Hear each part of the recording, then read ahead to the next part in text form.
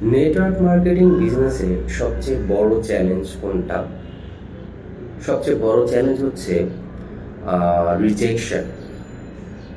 আশা করি এটার সাথে সবাই একমত হবেন যে নেটওয়ার্ক মার্কেটিং বিজনেসের সবচেয়ে বড় চ্যালেঞ্জ হচ্ছে রিজেকশন। অর্থাৎ আমরা এই বিজনেসে যখন আসি তখন কিন্তু সবাই হাইলি মোটিভেটেড থাকে এবং তাদের কাছে কাজটা তুলনামূলকভাবে মনে হয় যে খুব ইজিতেই তারা তাদের গোল রিচ করতে পারবে, ইজিলি তাদের নেটওয়ার্ক মার্কেটিং ডিল করতে পারবে। বাট প্রবলেমটা হচ্ছে যখন আমরা ফিল্ডে কাজ করতে যাই বা আমরা ইনভাইটেশন নিয়ে যাই, তখনই আমাদের মেইন প্রবলেমটা হয়।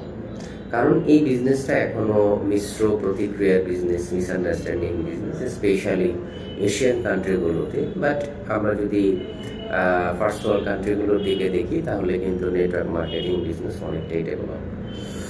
তো এখন এই রিজেকশন এখন এই রিজেকশনটাকে ওভারকাম করার জন্য আমাকে থেকে কি করতে হবে? ফার্স্ট অফ অল হচ্ছে যে আপনি যদি নেটওয়ার্ক মার্কেটিং বিজনেসে সফল হতে চান, নেটওয়ার্ক মার্কেটিং বিজনেসে যদি আপনি ডমিনেট করতে চান, তাহলে ফার্স্ট থিং হচ্ছে আপনাকে এই রিজেকশনটা ফেস করতেই হবে। অর্থাৎ এই রিজেকশনটাকে আপনি যদি পার্সোনালি নেন, এটা আপনার জন্য প্রবলেম, তাহলে আপনার বিজনেসে কখনোই আপনি দাঁড়াতে পারবেন না। তো এই রিজেকশনটাকে আপনাকে মনে করতে হবে it's a part of network marketing business. অর্থাৎ রিজেকশনটা হচ্ছে আপনার নেটওয়ার্ক মার্কেটিং বিজনেসের একটা পার্ট।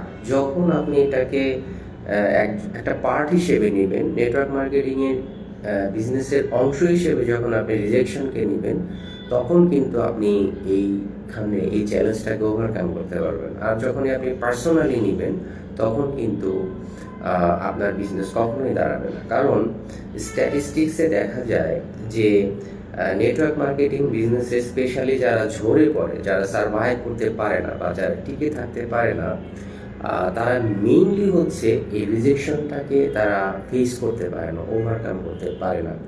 বাট এই রিজেকশনটাকে যদি আপনি ওভারকাম করতে পারেন, তাহলে এই নেটওয়ার্ক মার্কেটিং বিজনেস অফকোর্স আপনি ডমিনেট করতে পারবেন। অবশ্যই আপনি আপনার গ্রোথ অনেক ভালো হবে, ডেফিনেটলি আপনি সাকসেসফুল হবেন।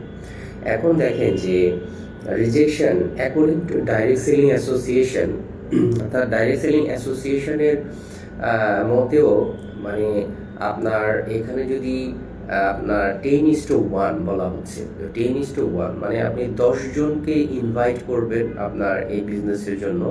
যদি একজনও আপনার সাথে কাজ করে বা একজনও যদি আপনার হচ্ছে বিজনেস পার্টনার বা আপনার সাথে জয়েন করে এবং কাজ করে, তাহলে আপনি সুপার সাকসেসফুল। সুপার সাকসেসফুল কি? যে 10 জনে একজন যদি আপনার সাথে কাজ করে এবং 9 জন যদি আপনাকে রিজেক্টও করে, তারপরেও আপনি সুপার সাকসেসফুল। এটা হচ্ছে ডাইরেক্ট সেলিং অ্যাসোসিয়েশনের মতে।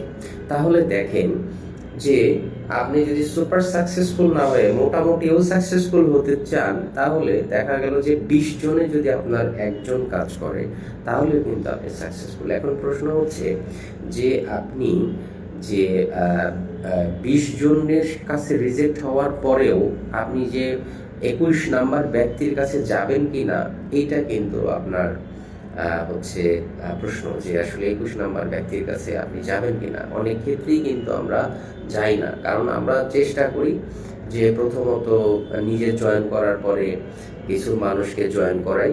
তো জয়েন করানোর পরে যখন দেখি তারা কাজ করে না অথবা তারা নেগেটিভ কোনো কথা বলে, তখন আমরা নিজেরাও কিন্তু ডিমোটিভেটেড হয়ে যাই। তো নেটওয়ার্ক মার্কেটিং বিজনেস করার জন্য খুব বেশি মানুষকে কিন্তু আপনার কি করতে হবে, মানে এস্টাবলিশ করতে হবে না। খুব বেশি মানুষের প্রয়োজন হয় না। ধরেন যে আপনি নেটওয়ার্ক মার্কেটিং বিজনেসে যদি 20 জন মানুষকে আপনি ফিল্টারিং করে দাঁড় করাইতে পারেন, তাহলেই কিন্তু আপনি এখানে super super super duper successful. কিন্তু এই 20 জন মানুষকে আপনার দাঁড় করানোর জন্য বা এই আপনার হচ্ছে 20 জন মানুষকে গাইড দিয়ে আপনার পজিটিভ করার জন্য, এই 20 জন মানুষকে গাইড দিয়ে তাদের ভিতরে লিডারশিপ গ্রো করানোর জন্য, বিজনেস মেন্টালিটি গ্রো করানোর জন্য হয়তোবা আপনাকে 20,000 মানুষের সাথে কথা বলতে হতে পারে।